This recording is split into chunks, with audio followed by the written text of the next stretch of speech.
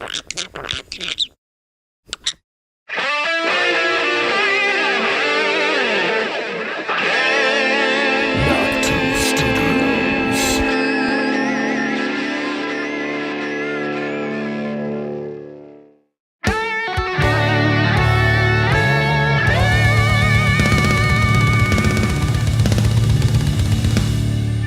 now, Knock 2 Studios presents Common Censored.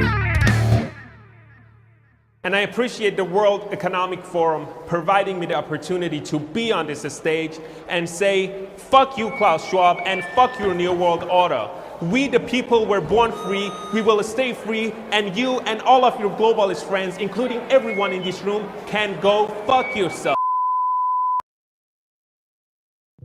What's up, everybody, and welcome back to Common Censored. Thanks for being here, all of you censored commoners.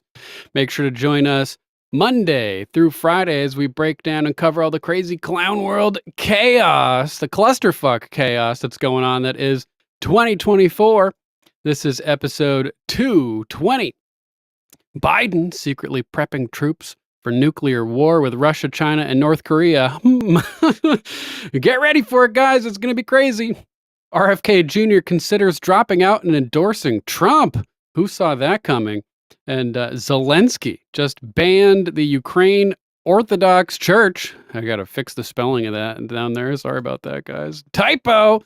Make sure to use hashtag Common Censored and hashtag infantry when you share the broadcast. Sharing the broadcast equals completing missions for the podcast. And so let us know how many times you share, and we will dole out ranks and promotions in the infantry for sharing the broadcast. Thanks again for supporting the show, and thank you to our new followers over on Rumble. Links to all of the content, articles, video, etc. we discuss today will be posted down in the video description on Rumble shortly following the broadcast, along with timestamps courtesy of Mama Mac. What's up, Mama Mac? I see you over there in the chat. Hope you guys are all well, hanging out. So if you're watching this later on and you need to maximize the efficiency of your time and attention, click down there in the description, find the topics that interest you, and jump right to the timestamps courtesy of Mama Mac to make sure that you are not wasting a bunch of time with some lunatic rambling on the internet for hours. You could just jump right at the topics that interest you. Make sure to hit up alplama.com and throw some love Mama Mac's direction. Natural tinctures to help remedy any of the potential ailments from which you may be suffering. Your new herbal health guru. They also have delicious herbal teas, but the same thing can't be said about the tinctures. Taste bad, but so good for you. Alplama. Yuck. Thanks, Mama Mac, for supporting the show. And if you guys want to support the show directly, you can head on over to our link tree where you can find links to all of our products, our merch, everything. You know, they used to say you were crazy if you were worried about EM frequencies affecting your mind and body. But the times have changed. And now everybody accepts that we're being bombarded by 5G, Wi-Fi, Bluetooth, low orbital satellites, directed energy weapons manipulating our minds. Now it's the sane people who are wearing the tinfoil hats. But not only has the paradigm evolved, so have the tinfoil hats themselves. Introducing Golden Cocoon EMF protection. Make sure to check out Golden Cocoon on our link tree. High quality headwear and blankets that shield your body from harmful EMF radiation, made from the best quality organic cotton and Oekotex 100 standard certified bamboo lyocell U-silver fabric. 50% bamboo, 40% silver, 10% spandex. You guys will love it. It's been independently lab tested, proven to reduce EMF up to 99.99%, 35 to 40 decibel reduction at the 10 megahertz to 10 gigahertz range. So do yourself a favor, protect your most valuable asset, your brainium, by covering your cranium with some Golden Cocoon EMF protection headwear. You guys will love it. You can also find links to our merch, all of our cool products over here that you guys can enjoy, etc.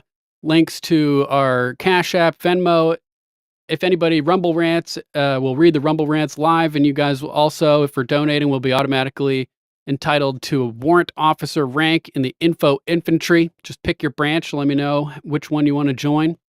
And anybody who signs up to support the broadcast monthly by hitting that big, beautiful join button or hit subscribing on Subscribestar or Locals for like $5 a month, you'll automatically be entitled to a commissioned officer's rank in the infantry.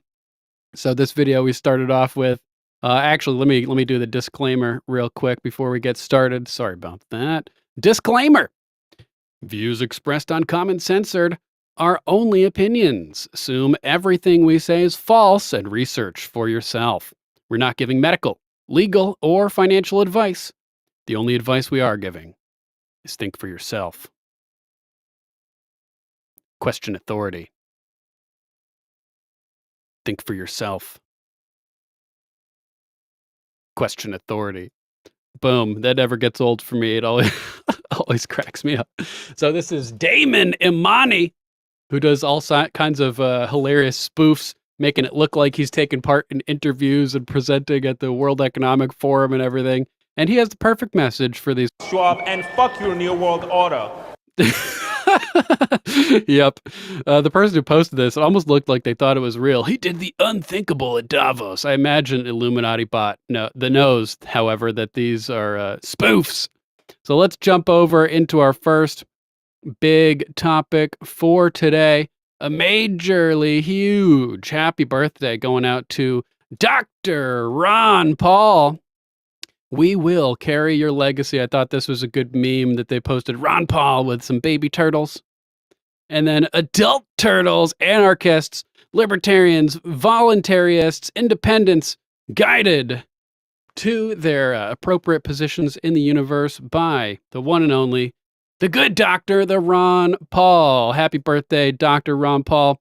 We love you. And he's 89 years old today. So born 1935, August 20th. We're wishing you the best, Dr. Paul. And another 89 years, hopefully. Because we need you. We need you. Let's jump over to our first other main topic. And this is actually from Ron Paul. At Dr. Ron Paul. At Ron Paul, sorry. Pumped full of his special sauce, Joe Biden watched the sun go down on his presidency as he spoke to a Democratic National Convention at midnight in the absence of the party's top leaders. Nobody even hung around. As could be expected, the speech itself was a train wreck, punctuating the long-held Democrat Party lie that he was, quote, sharp as a tack and just fine. Ron Paul's older, significantly, and way sharper than Biden. Also today, Kamala's polling numbers, just another lying psyop. And finally, on the same day that Biden praised Ukraine as, quote, still free, the country's parliament voted to outlaw its largest church. Completely crazy, but it's a democracy, guys. It's a democracy. Let's tune into the Liberty Report. Hello, everybody, and thank you for tuning into the Liberty Report. With us today, we have Daniel McAdams, our co-host. Daniel, good to see you this morning. Good morning, Dr. Paul. How are you this morning? Good. Did you get enough sleep last night, or did you stay up to listen to the great speech? Yeah, I had to stay up to listen to Biden. No, I tell you. I cheated. I listened on Twitter. Oh, as much as you want or need. Yeah, little small doses. Well, I tell you what. You had big doses. This thing is just typical old-fashioned politics, but with a new angle. It's just a little meaner and nastier. Al McGinnis. McGinnis. One thing I came to the conclusion on, isn't it amazing that even somebody who deserves every bit of the ridicule again, you still have this sympathy of saying, why should they treat him, Biden, that is, quite the same way? But if you were, payback, you say, well, he deserved more. Yeah. But at the same time, the immediate reaction of seeing how they committed a coup and took the government, and they raised somebody up that never had a single vote for anything, and put Kamala in a position to take over. But she came and said nice words about him for about 3 minutes. And but the timing and everything, I mean, that's what the media is filled with, how mistreated he was by his best friends. But when you lose power, you lose friends. They're pseudo friendships, and time. that's what's happening. But my other thought of this, and I mentioned this to you, is this might just be a representation of what happens to a society when they totally give up on telling the truth. Yeah. I mean, our political system isn't truthful, and the judicial system isn't truthful. Our media system isn't truthful, and this is something that just gets totally out of hand, and you end up with some awful things happening. That's why over the years I would say I have become more anti-political in the sense of political parties. Even though I put up with it and I tolerated it and I looked at it, but I've tried to put it in a perspective. Well, I'm not gonna lie to myself. I'm not gonna pretend this is really the answer to the world's problem. Sergeant, no, good to see you. Salute, Sergeant at ease. Thanks for being here. There's something else. And I think what we're trying to do, and we have done a little bit of good in our program like this, is try to find out what the truth is and let people expose it, because this is just a mess. And then I can't see how people can get excited and be excited about the election coming up, and we have some things to talk about that. Is it really, are they really telling us the truth? Who's ahead in the polls and things like that? Yeah. Well, I mean, I think it was goofy the way the Republicans and the right wingers talked about Kamala Harris's view about price gouging. They said it's communism. I thought it was stupid, and it was also a missed opportunity to explain some basic economics to people. Nevertheless, I think the defenestration of Joe Biden, which culminated last night at midnight. Hold on a second. He just said defenestration. You guys know what that means? Let me know in the chat if you know what it means. Defenestrate. It's a Latin prefix, de, meaning un or out of. Typically, x is out of, but fenestrate, like the French word fenêtre, which means window, and so to defenestrate something means to throw something out of the window. So Biden has been defenestrated, according to I can never remember this guy's name, but he's cool. Sorry about that. The Outlaw Dogs, good to see you. Thanks for being here. Well past his bedtime. God knows how much juice they gave him to get pumped up for the speech. But he went up there as sort of like you say, kind of a sad specter of his former self, And it does remind me, not to say that they are Whiskey communists, knows what's up. but it reminds me of the fact that he was deposed without a vote, as we've talked about on the show many times. Kamala Harris has received no votes, and I wanted to get it right, and I was looking here on Wikipedia, and it reminds me of something else in history not that long ago.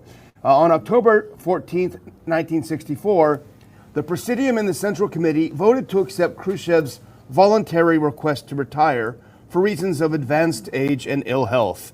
And so the defenestration of Biden does remind me of when the party decided it was time for Khrushchev to go. The party has decided it's time for Biden to go. And the people who live under that know that the party is like a god. Yeah. And the whole thing is they actually believe it too, because they're people who are nihilists. They don't believe in the natural laws, and they don't have to have spiritual beliefs. And they use it, though. They use spiritual beliefs and all this, but they will look to the power brokers, and they've been around all the time. Even when this mess wasn't as apparent, for decades now, there have been people in this country talking about where the real government was, and it was usually referred to something like the deep state or something like that. People who behind the scenes have power, have political power to pull strings and a lot of money, and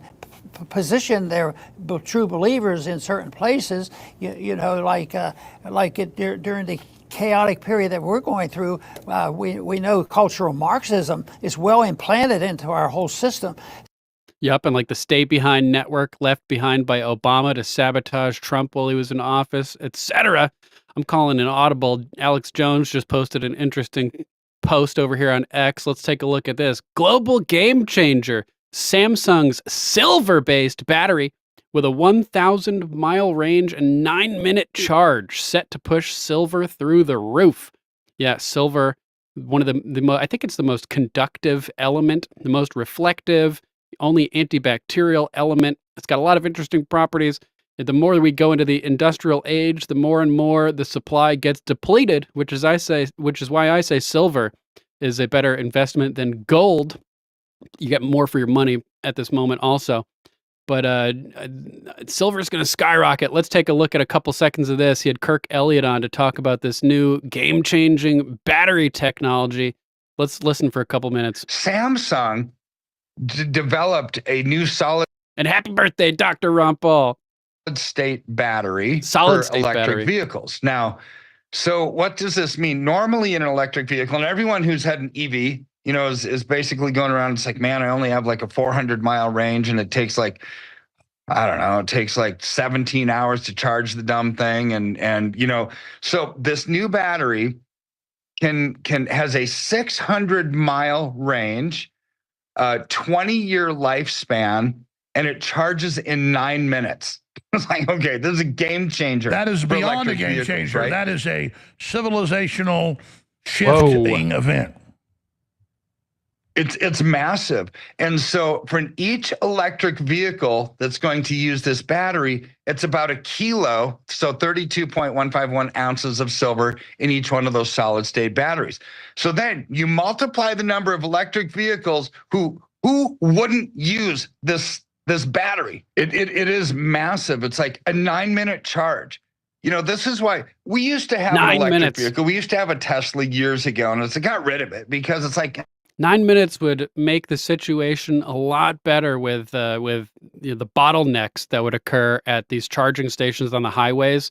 We have cars constantly coming in, gas-powered cars, refilling, leaving all day. To do the same thing with EVs, you'd need massive parking lots, hundreds and hundreds of acres, thousands of acres, millions of acres across the country to make this a feasible thing. But if you can charge in 9 minutes, that's not too much worse than a simple gas refill. So that would ease up a lot of logistical problems with implementing EV type stuff. Not that I think that EV is superior to 600-mile range, Sergeant. No, that's what they're saying.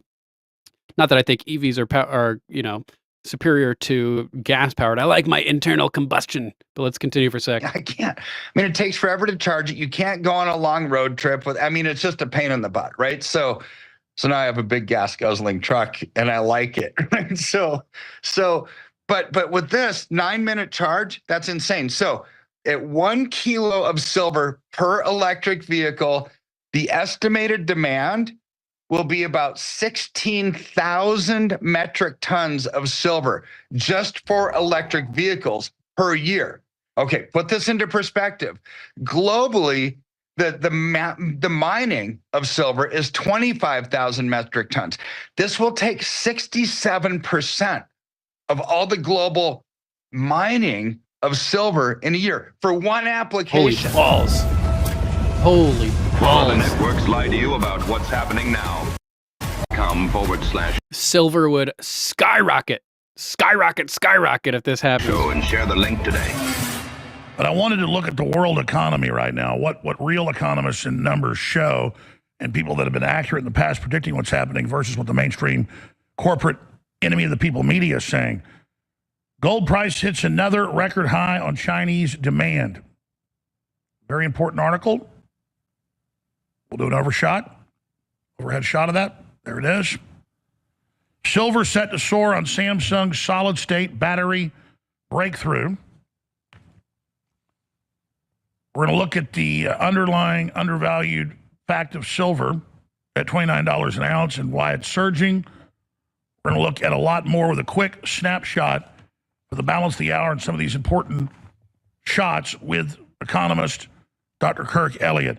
Doc, great to have you on with us here today. This is a really big ongoing developments. Your predictions that you've been making for 10 months here on air are all coming true. So give us the latest technical numbers and what you're predicting comes next. Yeah, so fundamentally, there's always things that drive markets, right? When you look at a chart, there's always something that made the chart look like the chart, right? So I think this article about Samsung's new development is absolutely massive, Alex, when you think of the implications. So when you look at the demand for silver, the largest user of silver is the military industrial complex, right? It's used for missiles and torpedoes. About 11.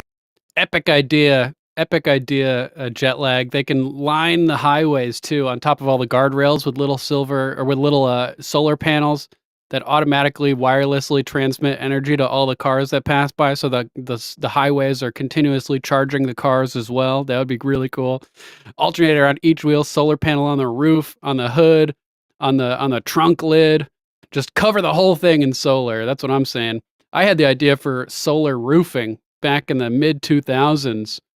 Told it to my friend whose dad is the CEO of possibly the largest industrial roofing company in North America. Maybe not anymore, but he, at the time when I floated the idea, the solar tech just wasn't where it needed to be at that point. And then Tesla got into the market and kind of pulled it all out from underneath my friend's dad. He should have listened. Let's continue. This is nuts. 7,000 ounces in each ICBM that shot off, right? And it's never reclaimable. It's not like aluminum. You can't get it back once it's done.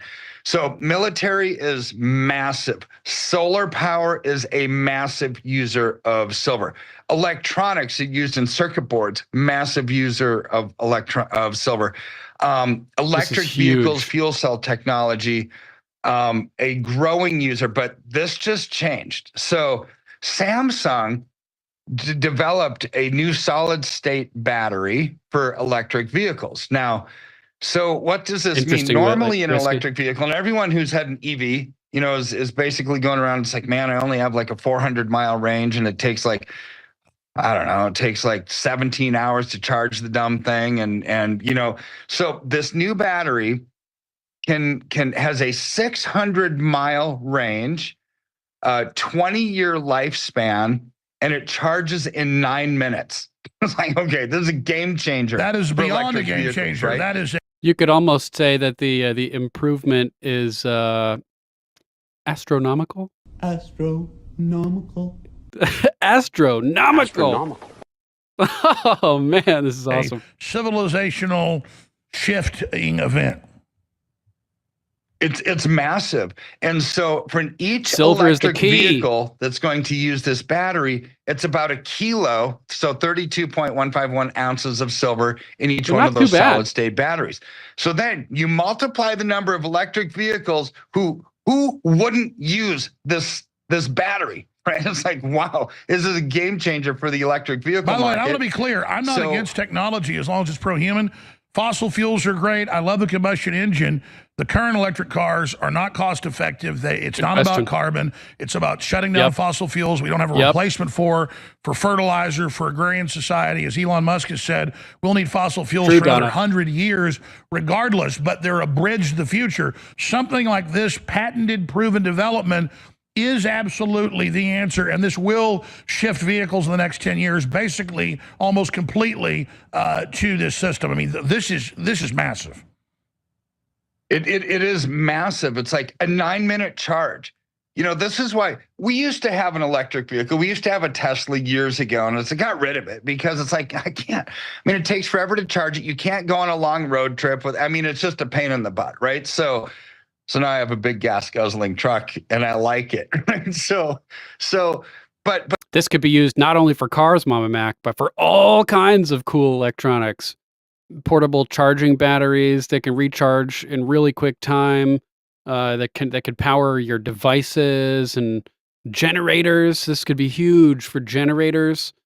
Power, like for during the storm or something. This could make generators really cheap, relatively compared to what they are now, and solid state, small, compact, power your whole house type situation. This is pretty wild. But with this 9-minute charge, that's insane. So at 1 kilo of silver per electric vehicle, the estimated demand will be about 16,000 metric tons of silver just for electric vehicles per year. Okay, put this into perspective. Globally, the mining of silver is 25,000 metric tons. This will take 67% of all the global mining of silver in a year for one application. Now, electric vehicles isn't even the largest user of silver. Military is, for missiles and torpedoes and all of this other stuff, right? So then add to that solar, which is a massive user of silver, and that's expected to go up by 50% over the next 5 years. It's like, look, Alex, the demand for silver is greatly outstripping the supply. We will probably run out of silver in the year 2025, which is not a bad thing for the people that own silver, right? Because when people like Tesla and Samsung and Sony and all these companies and Lockheed Martin and Northrop Grumman and all these people need silver, they don't care what price they're going to pay for it because they're just going to pass it on to the consumer. But let's just back off of that for a minute. I mean, let's quantify that. There's finite silver, and that's why the globalists buy gold, even though silver is up even more. There's just not enough of it for them to even park their money in it. And so with all these revolutionary new developments, and I follow the technology news as well, this new battery is the biggest ever. That alone will explode the price of silver. And it's then, just to be baked into the cost, as you said, to consumers. You add everything else going on, that it's an essential metal for industry. And then you add inflation to this. My God, what are your projections for silver and what's the timeline? Oh, man. So I sent you a chart. Now, I've agreed with this since the last 9 months we've been talking. Now we've got other economists that are starting to say the same thing, which is really exciting. So there's this chart it shows a pennant diagram, and silver should hit $50 by the end of this year. Alex, imagine that. It's the middle of August, and it's $30 an ounce, right? So going to 50, but I've said that we're probably going to hit 75 to 100 before this is all said and done, right? But we're just talking about this year, right? So from 30 to 50, I mean, we're talking about another 40% move between now and the end of the year. So when you look at that pattern, I'm not a technical chartist. I couldn't care less. Fundamentals always make every chart look like a chart. So with the inflationary pressures, the supply and demand, the unsustainable debt, the political chaos, the applications used. So what that chart shows that looks like a pennant is higher lows and lower highs. They come to a point. Once it breaks through that, it really goes through the ceiling. Right? I mean, this is how technical chartists look at it. So projections now are $50 by the end of the year. Here's what's really exciting about that. I sent you one other chart that's going to actually explain things further. Why I'm so comfortable with saying, yeah, $150 an ounce now, I think is where we're going to go. But so there's this chart it's actually from usdebtclock.org, where it shows, the amount of silver coming out of the ground. You compare that to the amount of dollars that are being printed. So what does that say the dollar to silver ratio is? All else being equal, silver should be $438 an ounce, not 30. But this same website, usdebtclock.org, 3 weeks ago had silver at $250 an ounce. What's happened in 3 weeks that caused it to go from $250 to $438? It's stinking Biden's policies of printing money like there's no tomorrow.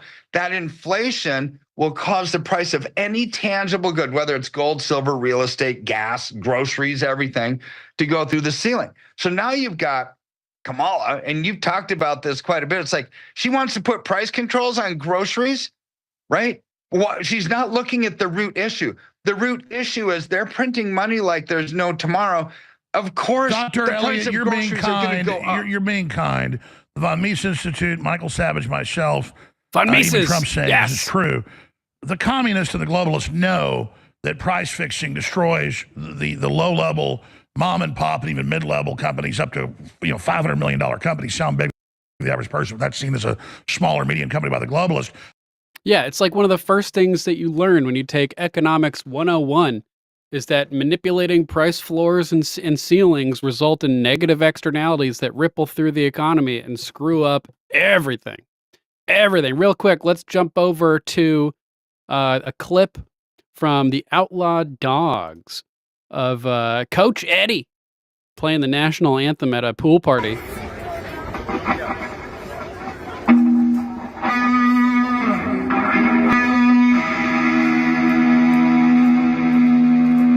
Is that an Ibanez? Nice looking guitar.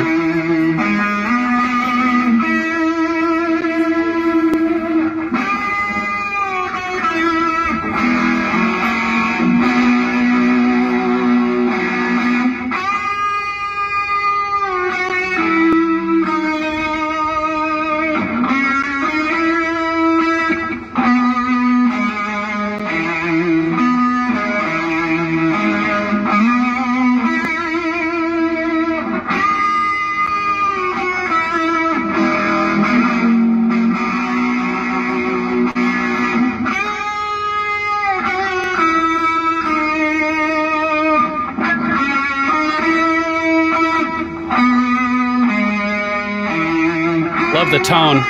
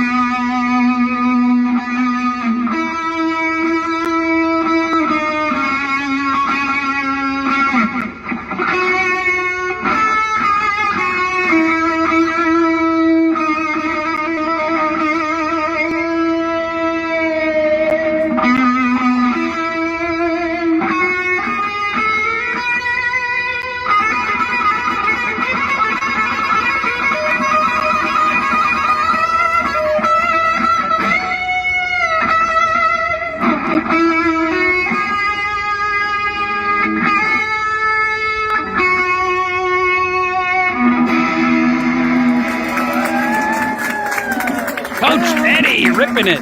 Nice. Thanks for sharing the Outlaw Dogs. That was great. Fuck yeah. Looks like he's got a nice Ibanez guitar. Good stuff. Killer. Thanks for sharing. Let's jump over to some more news. How about this? Breaking. Robert F. Kennedy Jr.'s running mate says they are considering dropping out and endorsing Donald Trump. DNC planted insiders in their campaign, and there's more. Crazy, crazy, crazy. This is huge, exciting news, Jim Hoft writes at the Gateway Pundit. Robert F. Kennedy's running mate, Nicole Shanahan, told the Impact Theory platform that they are considering dropping out of the presidential race and endorsing Donald J. Trump. Nicole Shanahan also told Impact Theory, quote, "We were sabotaged," unquote, during our conversation that was posted on Tuesday morning today. Let's check out some of this clip. You know, there's two options that we're looking at, and one is staying in, forming that new party, but we run the risk of a Kamala Harris and Waltz presidency because we draw votes from Trump, or we draw somehow more votes from Trump, or we walk away right now and join forces with Donald Trump. And goosebumps, man. You know, we walk away from that and we explain to our base why we're making this decision. Wow, crazy. Wiley says, so what if gold hit 8K per ounce? What are you going to do? Sell what gold you have for fiat money? Nope. Nope. Break off little tiny chunks with chisels or something and trade them for loaves of bread. Little flex. Yeah. Or if you have silver, it's easier to do fractional amounts of silver because it's like $30 an ounce. You can break an ounce into a dozen pieces and, do it that way. Yeah, don't trade it back in for the fiat. Otherwise, you're asking for destruction. So you just gotta hold. HODL, as they say over at Wall Street Apes and everything. Yeah, hold your precious metals. They are the money. So you don't want to trade it back in for phony fiat. Yar, pieces of 8, matey. That's right, whiskey peddler. That's right. Shanahan went on to describe the tactics of the tyrannical Democrat Party used to destroy the Kennedy campaign. Quote, they've banned us, shadow banned us, kept off stages, used lawfare against us, sued us in every possible state. They even planted insiders into our campaign. That sounds like how they treat all their opposition. As many of you know, Robert F. Kennedy Jr. is a friend of Gateway Pundit. They were co-plaintiffs in a lawsuit against the Trusted News Initiative, a group that censors and targets independent media. They've refused to let him participate in debates and all kinds of crazy stuff like that. I would like to see RFK team up with Donald J. Trump and be brought in as like a vaccine czar or something like that as well to go after big pharma. I got a text from the RFK Jr. campaign the other day and responded saying as much. And they were like, well, thanks for responding. But just keep an open mind. I was like, yep, I will. Lady Hamilton Art, good to see you over in the chat. Hope you're having a great week. And glad you're enjoying the core saga, Lady Hamilton. I think you got a kick out of that twist at the ending. The plug concept I came up with entirely. The staff was also a creation of mine based on a variety of real staffs with Ankhs and Jeds and everything that they did have back in ancient Egypt. But let's jump into this Zero Hedge article covering the same topic. RFK Jr. mulling joining forces with Trump because we run the risk of enabling a Harris-Walz presidency. Just days after refuting reports that RFK Jr. approached Harris for cabinet position, his running mate, Nicole Shanahan, just dropped a bombshell during a podcast that could change the race considerably.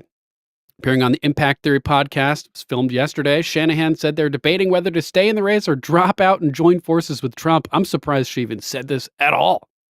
Man, it seems like something that they would want to keep under wraps or have RFK Jr. disclose himself. So pretty crazy stuff.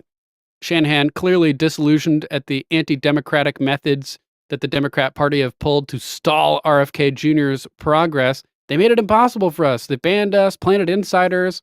The extent by which the sabotage they've unleashed upon us is mind-blowing. I mean, we're still learning new ways they've sabotaged us. I really wanted a fair shot at this election, and I believed in the America that I as a little girl, pledged an allegiance to.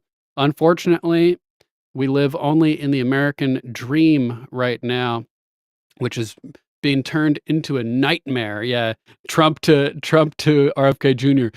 Join us, and together we'll rule the galaxy. Exactly, Whiskey. So we have a video from where is it? Some related information, then we'll get into more video from this interview. Related information, RFK Jr. campaign spending more money than it raises. Nearly broke, no events since early July. Independent candidate spent $7 million in July while raising only 5.6. So it's looking inevitable at this point that he's going to have to drop out or risk a Walz-Harris presidency if he steals too many votes from the right. RFK Jr.'s presidential campaign is reportedly running out of cash, having spent more than it raised in July. Reports filed with the FEC on Monday show the independent candidate has $3.9 million in the bank with nearly $3.5 million in debt. Kennedy, who has cut back on events, spent more than $7 million in July, raised 5.6, half of which came from his running mate, Nicole Shanahan, according to Politico. He reportedly has not held a campaign event since the 9th of July.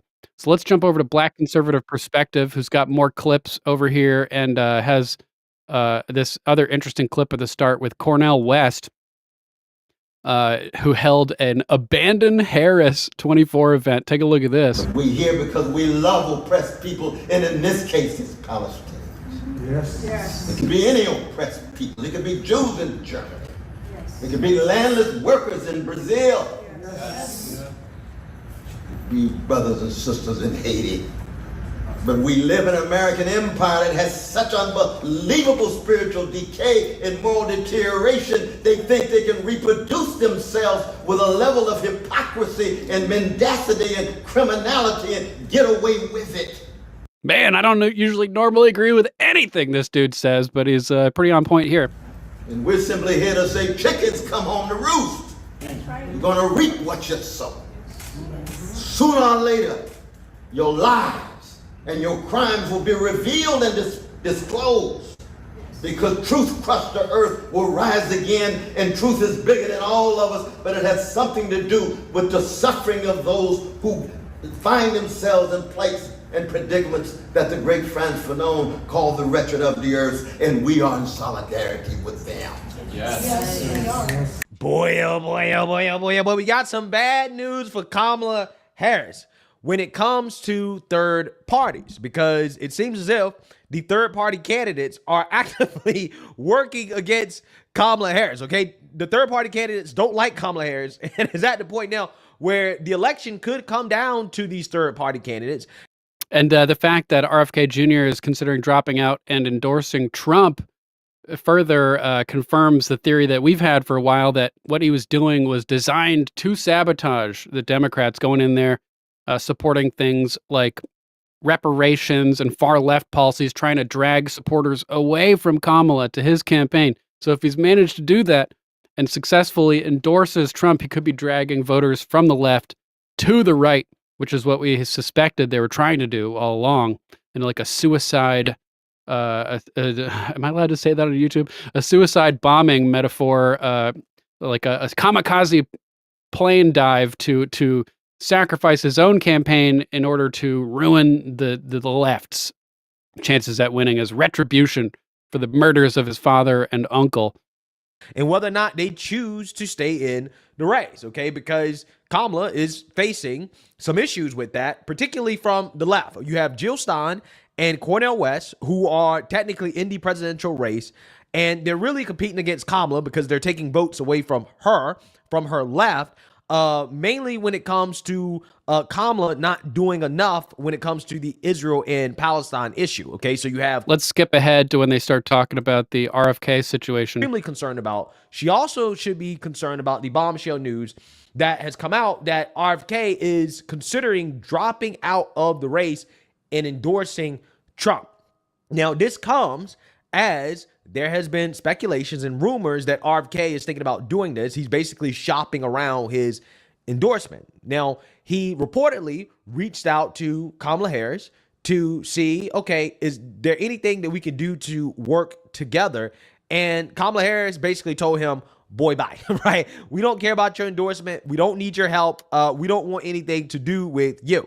He also spoke with Trump as well, too, and the Trump campaign was much more open to having the conversation with RFK about potentially coming on board in exchange for him dropping out and endorsing Trump. Maybe RFK will have more influence. This was something that the Kamala campaign did not consider at all. In fact, there was even a video that came out of RFK and Trump having a conversation after the failed assassination attempt on President Trump, in which, you know, it seems as if Trump and RFK have a pretty decent relationship. Radically, I've seen it too many times. And then you hear that it doesn't have an impact, right? But you and I talked about that a long time ago. And anyway, I would love you to do stuff. And I think it'll be so good for you and so big for you.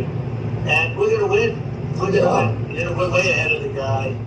Yeah, so you've seen that, you heard that. Okay, so that clip has sparked a whole lot of speculation about what RFK is going to do. It sounds to me like Trump and RFK are very friendly, that Trump is open to having somebody like RFK come on board and to do some work with the administration.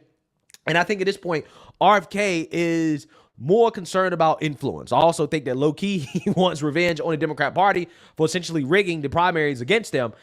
And killing his dad and uncle. Let's skip ahead to some of this interview. But as long as they're thinking about dropping out of the race and endorsing Trump. Take a look. But as long as we remain on the ballots, we could win. The question is, you know, is the risk of a Harris-Walz presidency worth us staying in? And that's the question we have to ask ourselves right now is, do we trust Trump and in his personal sincerity to really do the right thing for our country and chronic disease, balance the budget, end these forever wars? Is he somebody that's going to continue to invite people like Bobby and I into the conversation? Or is he going to fall victim again to the things he fell victim to in his first administration? So these we're weighing it all. It's not an easy calculation. We want what's best for this country first and foremost, and it is, it's an interesting place to be. I won't lie. Like, you can't make this stuff up. As somebody who understands that we're connected to something bigger, that spirituality and politics are intertwined, what does your gut tell you about how this is going to play out?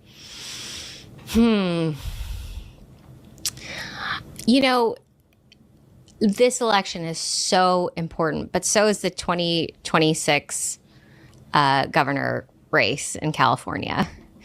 And my gut tells me that sometimes you need to go to the source of where all of this stuff is coming from.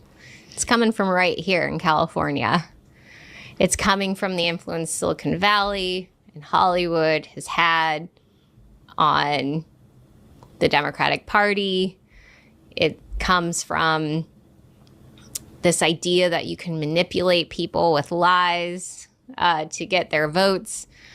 It comes from this lack of accountability that just seems to continue to spiral. And I think that what my gut tells me right now is that we just have to keep being honest. I got to just keep being honest. I got to keep focusing on what matters the most outside of party lines. I need to focus on a vision that goes beyond November. And if that means that we stay in, and, there's benefits to staying in. If we get over 5% of the vote, we actually establish ourselves as a party. 71% of Americans want a strong third party with a real shot at winning.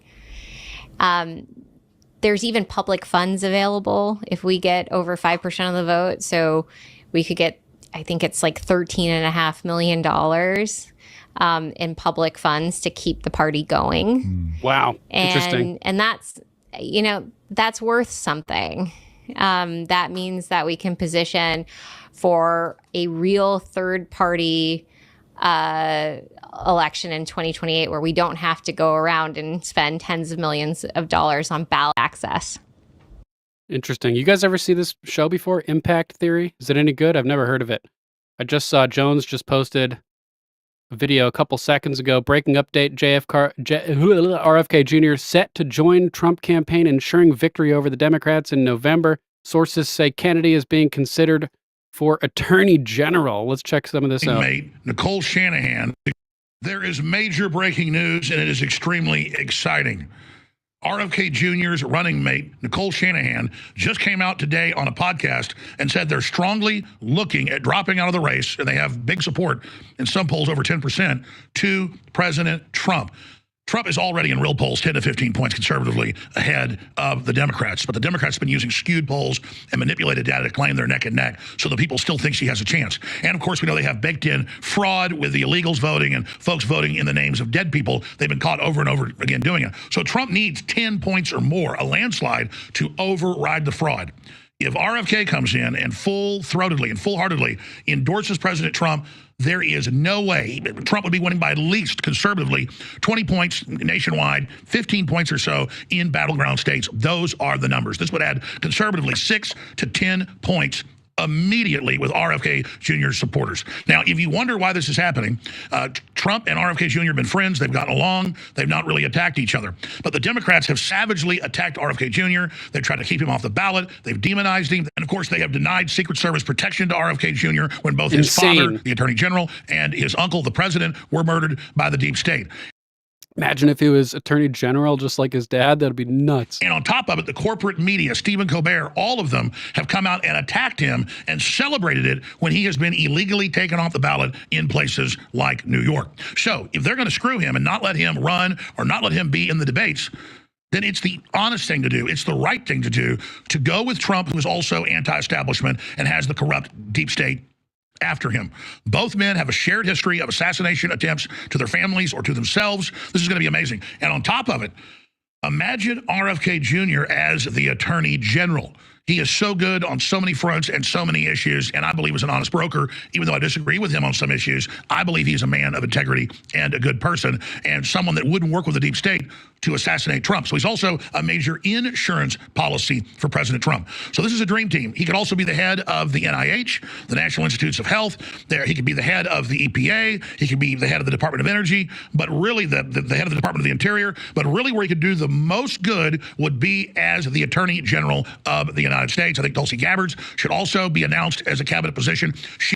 I always love that word, Wiley. Okefenokee. Classic. Good stuff.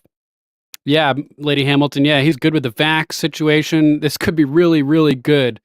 Join us. It'd be really good. She is hugely popular in the Democratic Party as well. She's become a Republican. She's a good person. She's very smart. He needs to draft both RFK Jr. and Tulsi Gabbard in. But the RFK Jr. thing is massive. A lot of folks are pointing out that Trump could be building a superstar dream team with Elon Musk, J.D. Vance, RFK Jr., Tulsi Gabbard, and more. So again, this is so exciting. Vivek. This story is going mega viral everywhere. We'll show you the short clip here in a moment. And we need RFK Jr. to come out now. Only 76 days left to the election and fully endorse Trump and then be a surrogate campaigner, just like J.D. Vance, who's doing a superlative job. We need to see RFK Jr. on the campaign trail with Trump, with Vance, and by himself and with Tulsi Gabbard. They can also make all the rounds on Joe Rogan and Tucker Carlson again. They can do X Spaces with Elon. They're talking about bringing in Elon to the administration, obviously, with the Office of Government Accountability and Efficiency. This is just awesome. People know that there is no future of security or safety or stability or freedom under Kamala Harris. They know that she's been installed. She didn't get one vote in the primaries. Neither did Walls. They got as many votes as Ronald McDonald did. This is a fraud. They removed Biden in a coup d'etat. Nancy Pelosi bragged about it last night on national television that she, quote, did what she had to do. This is insane. So I'm going to show you the clip where she's talking about it, the vice presidential. Boom. So we saw the clip. Yeah, that's right, Mama Mac. Trump definitely needs to fix his message about the dribs, and RFK Jr. would be the guy. He would be the guy to do that. Oh man, it's this situation gets crazier and crazier. Let's jump over to Salty Cracker for our next video. Democrats cheer and clap at convention that Trump was shot. Sick people, man. J.D. Vance, do you understand why there was a sudden job opening for running mate on the GOP ticket? They tried to kill your predecessor. Jamie Raskin, the only human in all of history that made me root for cancer. Oh, man. What about Susan, huh? Oof. Sorry. We shouldn't mock people who almost died, all right? That's abhorrent. It's racist. It's anti-science. It's definitely climate denialism, right? I don't know. I can't keep up. No. Oh, no. My heart goes out. My heart goes out to you, Jamie Raskin. Even though you want me dead, I'm going to bend the knee, and I'm going to take the high road. There's no high road with these people, by the way. Take a look at this. This is Carmine Sabia. When Representative Raskin lost his son, I offer my condolences. See, that's where he messed up. Jamie Raskin is a lizard person. And this is how the left operates. They flood you with rainbows and empty platitudes of, there's no room for Donald Trump's hate here, right? When those Republitards take the low road, we take the high road. Oh, well, the party of tolerance and peace and love. Meanwhile, here they are cheering that Donald Trump was shot in his head. They are laughing, celebrating, cheering, clapping that Donald Trump was shot at and almost assassinated. See how that works? They flood the zone with flowery images and flowery platitudes. Meanwhile, they want you dead, and they are not so subtle about it. When fellow conservatives mocked Representative Jamie Raskin for wearing a bandana as he suffered from cancer, I reprimanded them. And last night, he showed who he is and who the Democrats are by mocking the Trump assassination attempt. They want you to stand down. See, they want to attack you, Wiley. they really want weird. to vilify you, they want to lock you up, they want to kill you. And then when you say, Alexandria Ocasio-Cortez is an idiot with horse teeth, they go, oh my God, sis! Oh my God, just look at these people. They're monsters. Look at them. I can't believe that they would say something like that. That's a death threat. That's a death threat. These are dangerous people on the Republican side. I want to be left alone. That's all I want.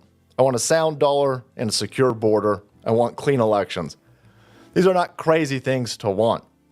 This side over here, they are evil scumbags. See, I'm a piece of trash, right? That's why I will mock Jamie Raskin. I don't care that he got cancer. No, I'm a garbage person, but I own it.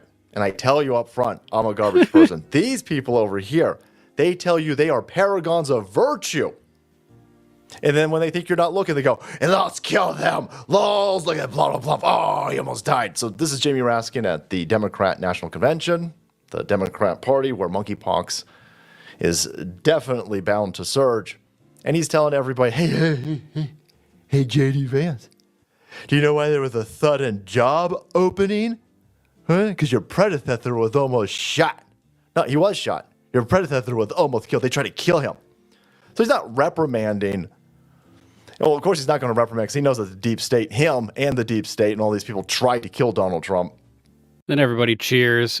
Just a joke. Make sure to subscribe to Lady Hamilton Art on Rumble and check out Hamilton Liberty Academy if you've got kids high school age that you want to whom you would like to give an actual good education as opposed to some deep state indoctrination. HamiltonLibertyAcademy.com got you covered. Small classes. Every child is unique, and we believe their schooling should be as well. Though this private high school is online, the lessons are live. This means your child will be actively taught by a certified teacher who's invested in helping them learn and grow as an individual. We don't want our students to acquire knowledge just to pass another test. Our goal is to help them retain the lessons through project-based learning, hands-on type experience. And the best part, you just get to be their parent. You get to just be their parent. You don't have to figure out how to do their math or write another paper to help them pass. We've got you covered. Check out HamiltonLibertyAcademy.com and enroll your students in a good school today, somebody that actually cares and will teach them good, positive American values. I salute Lady Hamilton, the headmaster, for doing good work and taking care of her community. Boom! HamiltonLibertyAcademy.com. Thanks again, Lady Hamilton, for being here, and glad you are enjoying the Core Saga, my book series. How about this? I just saw this posted a couple seconds ago. Looks like we need to Budweiser Kroger. What's going on over here? Wall Street Apes. And thanks to Cassie at Coffee and Kisses for tagging me in this.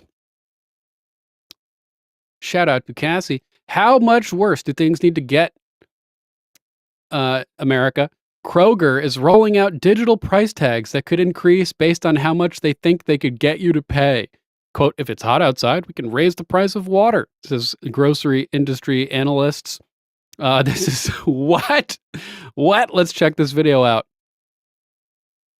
You have to hear this. Kroger is rolling out digital price tags that could increase based on how much they think they could get you to pay. I wish I was kidding. Kroger, the multi-billion-dollar grocery conglomerate, has recently begun partnerships with Microsoft and the AI company Intelligence Node to create technologies to better price gouge consumers. Like the big bad wolf of grocery stores. All the better to price gouge you with, my dear. Together, the companies created the electronic shelving label. This sounds like actual real price gouging as opposed to the fictional stuff that Mama Mac, or then not Mama Mac, that Kamala is talking about. Mama Mac, you're making false claims about price gouging. Sorry, Mama Mac. Edge, a digital price tag that employees can change at the press of a button. What's the problem with that, you ask? If it's hot outside, we can raise the price of water, says grocery industry analysts. But that's not even where it gets particularly alarming. Cameras are going to be placed outside these digital displays. So when you go pick your cereal, facial recognition software could be assessing your age and gender and determining how much you're willing to pay for that cereal based off of your demographics. What makes this all worse is that Kroger is a grocery conglomerate. Kroger is Fred Meyer's, Food for Less, Ralph's, QFC, to name a few. And if the merger with Albertsons goes through, even more grocery stores will become Kroger's, meaning that this technology will be hurting thousands of people across the US. Damn, this is nuts. This is nuts. Whiskey, I'm only getting audio in that link that you sent. I don't know if it's supposed to be video or not. Let me know in the chat. But it looks like Kroger, guys. Kroger's fucking up. Kroger is fucking up. And there's going to be big backlash as a result of this for sure. Patriot Broadcast Silo, PBS, posted this. This is just the trial balloon. The real customer is the federal government because they can manipulate the prices of goods and services based on your, quote, social credit score, race, gender, pronouns, or even deny them to you entirely. The possibilities for social meddling are endless. Yeah, when you get the mark of the beast system with the chips that'll allow you to sorry, Mom Mac, I don't know what happened there. I think I was reading comments and just started saying what I was reading. Yeah, you have one free punch next time you see me, Mom Mac. So yeah, crazy stuff. They can integrate the chips with your social credit score and change prices based on how much wrongthink you're participating in. Beyond Science says this is called yield management, quote unquote, and they're already doing it with airline tickets and hotel rooms. Go look at a site for a price on a ticket and they tag you. Come back and the price is guaranteed to be higher. Use your VPN and block cookies. Wow. Crazy stuff. I'll add this to the show notes so you guys can see it as well after the fact. Let's see. What do we got next? Article from Breitbart about Biden's farewell speech. Screaming, raging, lying, it says in the big headline. But then it doesn't say this when you actually click it. It just says, Biden at DNC, Trump supporters can't think or read very well. Sure, as he fails to read the teleprompter himself. President Joe Biden embraced divisive rhetoric during his speech at the Democrat National Convention on Monday night when he said Trump supporters, quote, can't think, can't read very well. The president issued his insult, which echoes Hillary Clinton's basket of deplorables line from 2016 when speaking about education. Hamilton, libertyacademy.com if you want real education. Quote, how can we be the greatest nation in the world? Let's just actually play the clip. How can we be the greatest nation in the world without the best education system in the world? Donald Trump and the Republican friends, they not only can't think, they can't read very well. Seriously, think about it. Ed Hoskins. We love Ed. Good to see you, buddy. Hope you're having a good Tuesday, my friend. In 2016, then President Hillary Cankles Clinton faced scrutiny, referring to Trump supporters as a basket of deplorables. You guys know about that. And this is definitely not helping the situation. Remember, he wants to bring down the divisive rhetoric, but then he goes ahead and just says we can't read or think. Typical type stuff. Let's see what we got next on the list. Even Harris's own people are admitting that her polls are too fake and oversampled. DC Drano over here at DC_Drano saying, I'm telling you, the real polls show a Trump landslide. And we saw the other day Rasmussen saying that their polls are real, but they basically threw shade on all the other polling institutions, effectively saying they're all lying garbage. The only thing that can stop him is a black swan event like COVID in 2020. What do they have up their sleeves? Reposting Zero Hedge. Even Harris's own backers admit her polls are too fake and oversampled. With an article from Reuters, Harris Super PAC founder says public polls are too optimistic. Quote, our numbers are much less rosy than what you're seeing in the public, said McLean, who rarely talks publicly. Well, why aren't you just showing the real numbers publicly? Let's jump over to the Zero Hedge article. Harris polls much less rosy than reported. Super PAC admits. The founder of the main outside spending group backing Kamala Harris for president says their own internal opinion polling is, quote, much less rosy than public polls, and has warned Democrats that they face much closer races in key states. So why are the internal numbers different than the public numbers? Our numbers are much less rosy than what you're seeing in the public, said Future Forward Super PAC President Chauncey McLean during a Monday event hosted by the University of Chicago Institute of Politics. According to public polls, which, as you'll see below, are largely bullshit, Harris is leading Donald Trump in several national polls by 538, 46.6% to 43.8%, and has largely pulled ahead in several battleground states, Reuters reports. Except that's not what Future Forward is seeing. The PAC has created a, quote, massive polling operation and tested some 500 digital television ads for Biden and 200 for Harris, along with polling some 375,000 Americans in the weeks after Biden was forced out of the 2024 race and Harris became the presumptive Democrat nominee on July 22nd. According to McLean, the majority of Harris's momentum after she took over for Biden was from young voters of color, opening up Sun Belt states such as Nevada, Arizona, Georgia, and North Carolina. That said, Pennsylvania, the most consequential state in the group's analysis, is a, quote, coin flip based on Future Forward polls. Quote, he says Harris must win one of three states, Pennsylvania, North Carolina, or Georgia, to win the White House.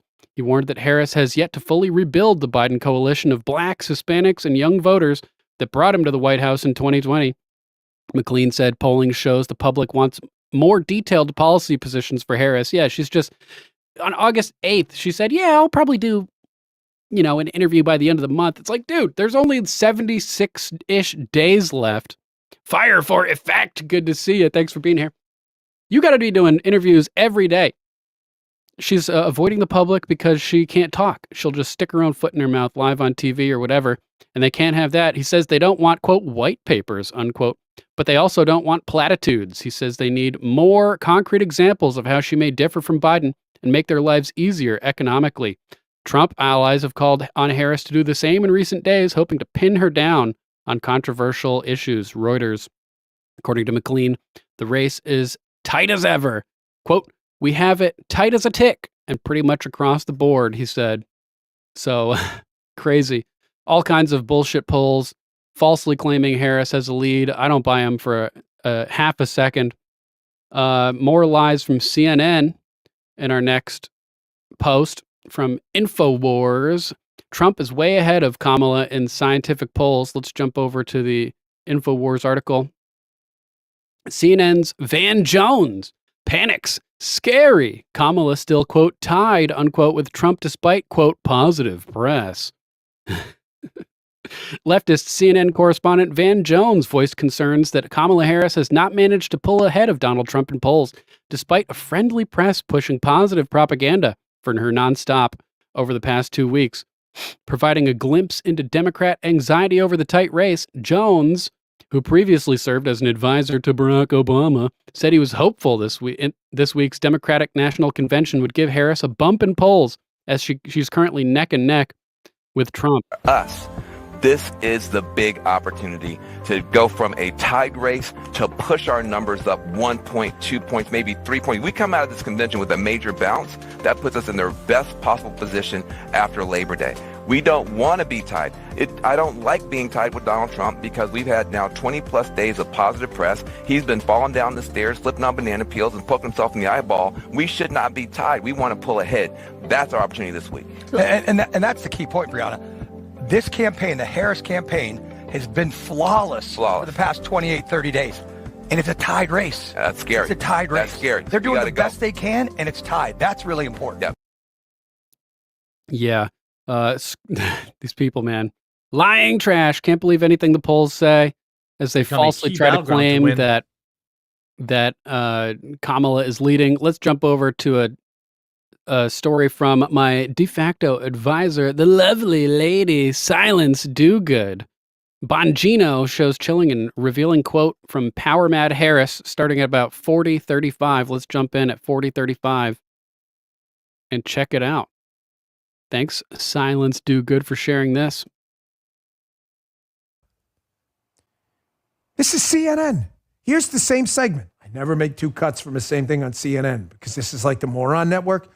Here they are again, noting that, this has been tried before. The government that's too stupid to run the government, trying to run private businesses. It's been tried in these really successful places. the Soviet Union, Cuba, Venezuela, and it has a 100% success rate of failing every time. Again, CNN clip. Check this out. It also would be very bad for markets. We've seen this kind of thing tried in lots of other countries before. Venezuela, Argentina, the Soviet Union, et cetera. It leads to shortages. It leads to black markets, plenty of uncertainty. And beyond that, the specific way this bill is written might actually increase prices because of some of the other language in it. Folks, I want to tell you they brought up a good point, these guys do. The government and its official money printer, the Federal Reserve, can't even control effectively the price of the dollar. The price of the dollar by inflation or deflation, what a dollar buys, the value of it's probably, they can't even control that. How the hell is the government going to control a magnetic key maker? They're too stupid. Now, because folks, I hate being put in some kind of partisan box. I'm a conservative first, a Republican, believe me, a distant second. I am not ever going to tell you that dumb Republicans haven't fallen into this same trap. The government's going to control the economy. They have. Richard Nixon tried it. He was a Republican, won in a big landslide. His reelection. Wall Street Journal. It's a good piece. It's not inaccurate. Kamala Harris endorses Nixonomics. They note in the piece that, by the way, Kamala Harris was promising to fight price gouging at supermarkets. The Journal notes there's no evidence basically at all that supermarkets or food retailers are gouging anyone. Food prices are higher than they were before the Biden presidency, but it's because of inflation. Except for Kroger's, is planning on implementing price gouging technology to squeeze people when it hurts them the most. Yeah, that's right. Fire for effect. Van Jones, loser, loser. Crazy. Retail grocery prices have risen roughly in tandem with wholesale prices, meaning the supermarkets are charging more because they're paying more to get the stuff. Supermarkets also have narrow margins on sales, roughly 2% compared to 8% on average for other businesses. So basically, Kamala Harris thinks you're a moron. None of what she's saying is actually true. Imagine my shock. Imagine my shock. Let's jump over to our next topic. No upside here. Obama economist trashes Kamala's socialist price controls.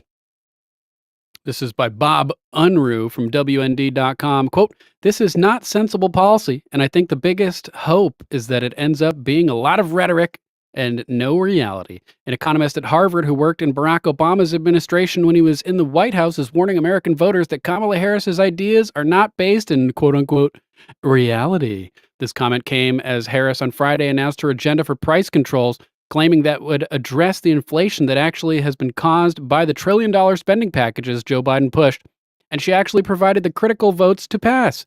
That inflation is costing American consumers 20% more now for the same lifestyles that they had when Biden took office. Quote, "This is not sensible policy, and I think the biggest hope is that it ends up being a lot of rhetoric and no reality," Jason Furman said in an interview with the New York Times about the time Harris was announcing her plan, a common device used by repressive nations to make their economies look better than they are. "There's no upside here, and there is some downside." Harris, quote, "Harris's price fixing," unquote, scheme, she said, would stop big corporations from taking advantage of consumers. However, the Biden-Harris team has imposed on Americans, by virtue of Harris's tie-breaking votes in the Senate, multiple trillions of dollars in spending of money that the nation doesn't have. A report at Fox said Harris has plans to give the Federal Trade Commission and states the authority to impose penalties for setting excessively high prices. But what one commenter suggested immediately Americans would have to decide whether they want the open market to decide prices or some bureaucrat in Washington's deep state. Furman was the National Economic Council chair under Obama and said plans like Harris's are risky. Washington Post columnist Catherine Rampel also voiced criticism of Harris's plans. Quote, "It's hard to exaggerate how bad this policy is." Washington Post talking shit. Oh, you know it's a problem when Washington Post is going against the Dems.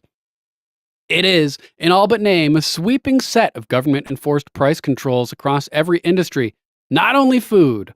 Supply and demand would no longer determine prices or profit levels. Far off Washington bureaucrats would. That's right. And this is what I've talked about before. When you have centralization, one person doesn't know enough to make all those decisions for the companies setting prices and everything like that. It has to be done on the ground level, in a decentralized fashion, and that's how you come up with an accurate chart of supply and demand and prices. The FTC would be able to tell, say, a Kroger in Ohio that the acceptable price, the acceptable price it can charge for milk. And we know they have their own plans on setting prices. WND reported over the weekend that a J.D. Vance, President Donald Trump's pick for vice president on the GOP ticket this year, warned giving Harris control over inflation is like giving Jeffrey Epstein control over human trafficking policy. We covered that one yesterday. Let's jump over to Zero Hedge for our next article. Zero Hedge, where everything is posted by Tyler Durden. I want you to hit me as hard as you can. Have you seen Kamala's proposed radical cabinet? Eric Holder, Rahm Emanuel, and more, just bringing back in Obama's people. It really seems like Obama's pulling the strings behind the scene and that he's the guy that's going to be running this regime yet again. Unique Prepping in the chat. What's up, Z-Man? Hope you're having a good day. Z-Man's going to have a show tomorrow night with Nadia Knows. Make sure to tune in to Unique Prepping on YouTube for that. And shout out to Big As Life as well. Good to see you, Biggs. Thanks for being here. Crazy. It seems Obama is angling for a fourth term, which is why he's sidelined Biden in favor of Kamala Heels Up Kamala Harris, the unpopular, inexperienced DEI diva who reportedly used her, quote, womanly ways to get ahead. That's where we get the heels up moniker from. Why do we know this? We got a sneak peek at Kamala's proposed cabinet, and it's a who's who of Obama-era radicals, starting with head Marxist Eric Holder and the progressive disaster who torched Chicago, Rahm Emanuel. Remember, you never want a serious crisis to go to waste. Problem, reaction, solution paradigm, Rahm Emanuel. If this scary group of radicals doesn't light a fire in you to ensure President Trump gets elected, nothing will. And I saw this coming as wasn't it Eric Holder who was in charge of picking vetting Kamala's VP picks? That was a dead giveaway to me that it's Obama running things behind the scene. Let's jump over to this clip from Glenn Beck as he talks about this. If Harris and Walz weren't radical enough, check out her proposed cabinet. Eric Holder is chief of staff. Jake Sullivan is secretary of state. Jake Sullivan has been intimately involved with all of these anti-Trump things, the prosecutions, the Russia, etc. Rahm Emanuel is national security advisor. Notice a pattern. The Obama-Biden fundamental transformation continues, referring to the Obama's plans for a fundamental transformation of the nation as a whole, which was into a communist hellhole, basically. Everything that he said was all communist policies and lingo draped with an American flag colors, with red, white, and blue to make it seem American. But people who were familiar with the talking points and everything knew all along that it was all commie talking points, commie lies, commie deception. Let's check out this clip. Do you realize that this election will be the first time in almost 50 years that a Clinton, Bush, or Biden are not on the ticket? This is a cabal, and they just keep switching places. The Obama-Biden regime's socialist, globalist redesign of America is happening. As I mentioned earlier, it's patient, it's long-term project. Requires them, however, at this point, to retain the White House. They have to concentrate their authoritarian power, and if they lose that to somebody like Donald Trump, it could fall apart. It is telling that Harris has already added 3 leaders to her campaign staff who managed Barack Obama's campaigns in 2008 and 2010. And last week, Axios reported on a scary prospect who Harris is expected to name in her cabinet if she wins. The report names Eric Holder as her potential chief of staff, Jake Sullivan as the potential Secretary of State, and Rahm Emanuel as the beeve, possibly the National Security Advisor. The Axios reports say that Emanuel will be a key player in the transition if Harris wins. Almost everyone mentioned in this report either worked in the Obama administration or have close ties to the Obama, Biden, Clinton network. Do you see what's going on here? Wow, Glenn Beck's voice sounds deep as fuck right now. Maybe he's getting over a cold or something. Pretty crazy. Continuing at Zero Hedge, what's truly frightening is that these names represent a return to some of the most broken aspects of America. Many people believe the Harris-Walz campaign is the biggest AstroTurf psyop in U.S. political history, which says a lot considering what they pulled off with Basement Biden. At least Biden was well known and liked by some clueless voters. Harris doesn't even have that going for her. As for Tim Walz, no one knows who he is unless you call him Tampon Tim. Let's check out this clip. This is a CIA guy, former CIA guy. Let's see what he's saying. That's what you're seeing happening with Kamala Harris right now. Exactly. The president stepped down. He only has one choice. He has to endorse the vice president. He has to. And then the Democratic National Convention so that and the party. There's no George McGovern. The party can't stand opposite of the Democratic process. So where the fuck else are the delegates? Like, who's not going to support Kamala Harris of the party? Precisely. Shout out to Jay Vaughn, 72, just started following us on Rumble. Jay Vaughn, thank you so much. Appreciate you. So the delegates all say yes. All the other people who were trying to run for Democratic ticket, they're all going to say yes because they don't want to be blacklisted and not get to run in the future. The American people haven't had a chance to vote yet. And this is why the Democrats created the system of superdelegates. Right. After 72, they said there will never be another George McGovern. We're going to make these superdelegates so every Democratic elected official at the federal level and every Democrat in the state party apparatuses will automatically become Democrats, and they will, by their very nature, endorse the party candidate. So Kamala Harris was already nominated, yesterday, I think it was, or the day before, in a Zoom call. Seriously, front page of today's New York Times. So the convention next week is just for show. Now let's take this conversation back to where John and I started. Are we ideologically driven by rule of law? No. Or are we just promising one thing and doing something different on the back end? Right? And that's what's happening right now. Is the opinion of the American people is being shaped in favor of Kamala Harris. Yes. Because she doesn't have anything of her own to stand on. 3 weeks ago, she was polling lower than Joe Biden. Yeah. Today, she's the savior of the Democratic Party. Right. It's crazy how the public opinion has shifted and the media has shifted. The public opinion has not shifted yet. There is no voice to the public opinion yet because they haven't cast a vote. Polls. That's what's so fucking important, dude. Right. But you're right. Talking about the media. The amount of advertising. Here's the thing that makes me laugh the most. When you look up anti-Harris videos, when you're on YouTube, anybody on YouTube who hasn't seen this, I don't know what YouTube you're watching. You'll find videos that are talking about why Kamala Harris shouldn't be president, can't be president, whatever else. And as soon as you click play, the first ad you're going to see is a pro-Harris ad. Creepy ad. Yeah, the level of lemmingness of the public just being guided by the media and what to think is mind-boggling to me. Mind-boggling. We also know that the Harris-Walz duo is the most radical duo to ever grace the campaign trail. And Kamala's cabinet list tells you that this crazy train isn't slowing down. Wesley Hunt, that dude's awesome, posted this on X. Kamala Harris was the architect of the defund the police movement. Tim Walz was an arbiter of the summer of love. This ticket is more than radical, it's tyrannical. I spoke to a spouse here in Houston, and the greatest... We'll go over to X, actually, so we can get this a little bit bigger for you guys.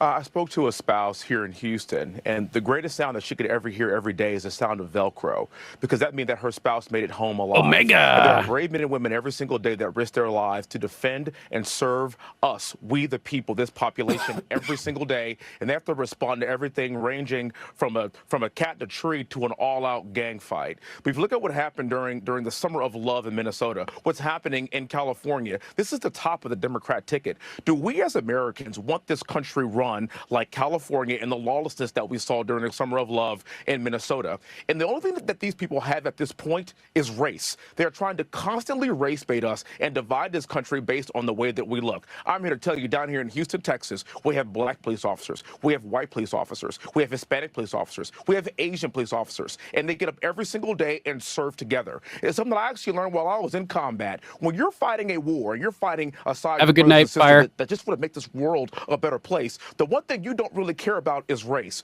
We as a party and we as a country have got to recognize these radicals for who they are and why they're trying to divide us in the future. That's why this November is so important, because we have got to come together and stop the radical left from destroying the very fabric and the very soul of this country. Well, a lot at stake. There's no doubt about it. How does this play out? Will things change? Do you think America wakes up to Kamala? Say yes or no quickly, Tommy. Unfortunately, I think this honeymoon high is going to last for at least another month and a half. We're hoping that there will be some kind of a wake-up call when a debate rolls around, but never underestimate Democrats, their performance, and their backers in the media. Will this change, Wesley? It has to change, or else we're not going to have a country when this is over. And that's why this November is the most consequential election that I have seen in my lifetime. And America has got to wake up, because we have 4 more years of this administration and these policies. We will be lost. Boom. Let's jump over and check out Dr. Phil explaining Bidenomics. Illuminati Bot posted this one at Illuminati Bot on X. Check it out. Electricity, 25% increase. Auto insurance up 33%. Used cars up 35%. Hotels up 15%. Groceries. This matters, up 25%. And this is a big one. You need $11,434 additional just to maintain the same living standard that you had in 2021. Did y'all get a raise? No. Between now and then? But that's what's happening. Rent is up 30%. Mortgage rates doubled. It's getting worse, not better. So what do you tell yourself about what you're going to do, how you're going to go about climbing out of this? Because we're headed in the wrong direction. All that, ladies and gentlemen, and everyone else, that is called Bidenomics. That is called Bidenomics. And we are very proud of Bidenomics. So proud of ruining everything. Good job, Kamala, moron. Let's jump over to sudden and unexpected. And I think it's probably time that we ditch the YouTube broadcast. Sorry if you guys are watching on YouTube. But we got to ditch you and go over to Rumble, where the water's warm and we can speak freely. So boom, just posted the link to Rumble in the YouTube chat. Click that link, open up a new tab, come and join us. If you can't make it, sorry to have to bounce on you, but we'll be back tomorrow for more Common Censored on our Wednesday Hump Day edition. Until then,